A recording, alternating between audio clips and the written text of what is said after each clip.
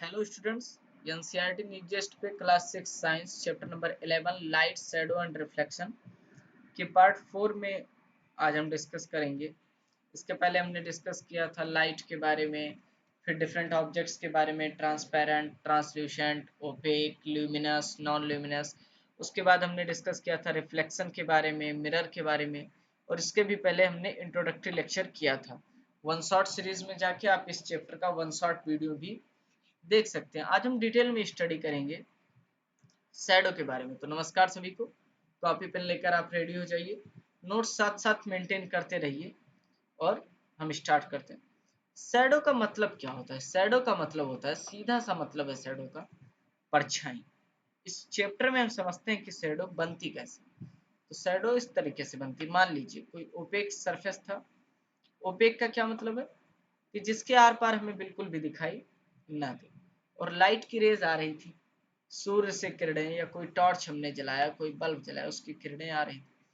अब रास्ते में जब ओपेक सरफेस पड़ जाएगा तो ये लाइट रेज जा तो पाएंगी नहीं उस पार, यहीं पर रुक जाएंगी। रिफ्लेक्शन में आप पढ़ चुके हैं कि रिफ्लेक्शन हो जाएगा।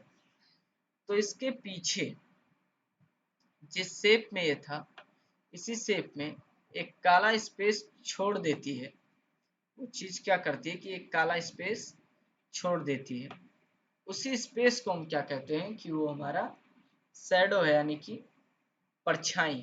तो एक बार हम देखते हैं कि as we know light travels in straight line. जो हमारी लाइट है वो सीधी रेखा में ट्रेवल करती है, आप सब जानते हैं। सीधी रेखा में ट्रेवल करने का क्या मतलब है कि ऐसा तो है नहीं कि कोई सरफेस आगे लाइट जा रही थी तो कहेगी ठीक है भैया तुम रहो, हम इधर से निकल जाते हैं या इधर से निकल जाते हैं। ऐसा बिल्कुल नहीं है। जो हमारी लाइट रेज है वो स्ट्रेट ट्रेवल करती है, यानी कि अगर जा रही थी तो ऐसे जाएगी, नहीं जा पाएगी तो कोई बात नहीं, लौट आएगी, लेकिन जाएगी तो सीधे ही जाएगी। तो ये ध्यान रखना है कि लाइट हमेशा स्ट्रेट लाइन में ट्रेवल करती है। जैसे हमारी ट्रेन ट्रेवल करती है, ट्रेन को भी देखते होंगे आप, तो मोस्टली वो स्ट्रेट लाइन में ही ट्रेवल करती है। तो वैसे हमारी लाइट स्ट्रेट लाइन में ट्रेवल करती है। So when an opaque objects come in the path of light, it reflects the light, returns back, makes a dark space behind it known as shadow। क्या होता है?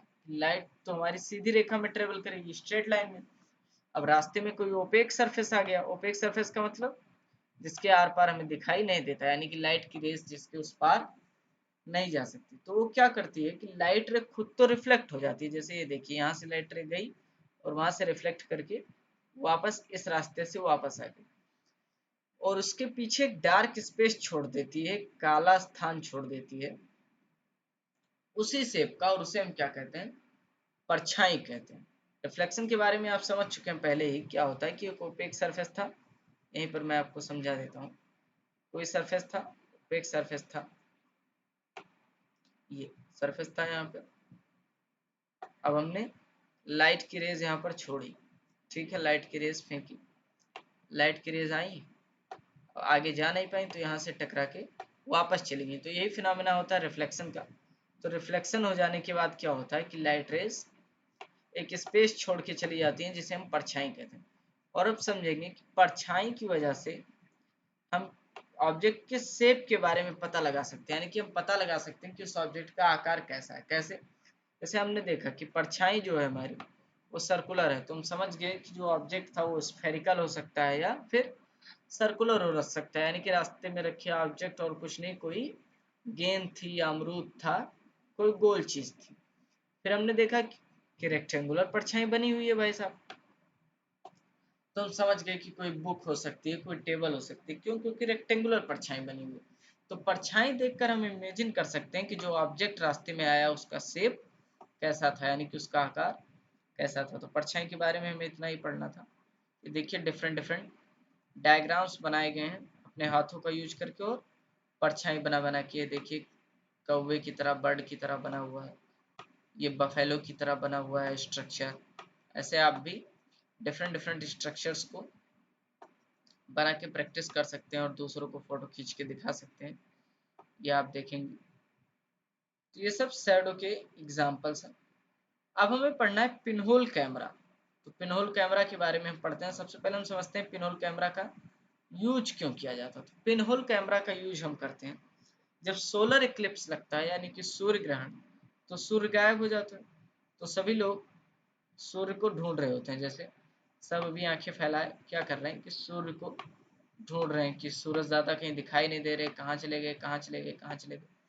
और अचानक जब सब ढूंढ रहे थे, सूर्य दिखाई दिया, लो भाई साहब मैं आ गया। अब जब अचानक सन आता है तो इसकी सनरेज इतनी इंटेंस होती है, यानी कि जो इसके सूर्य की किरणें होती हैं वो इतना जोरदार होती हैं कि जिसकी आंखों पर लगती हैं उसकी आंखें खराब हो जाती हैं।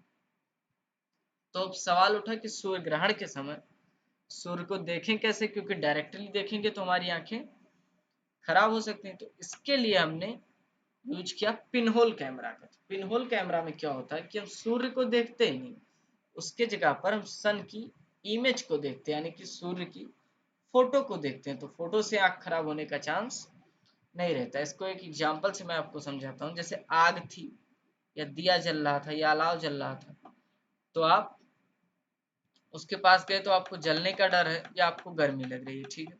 आपने क्या किया कि उस आग की फोटो खींच ली, उस आग की आपने क्या किया, फोटो खींच लिया।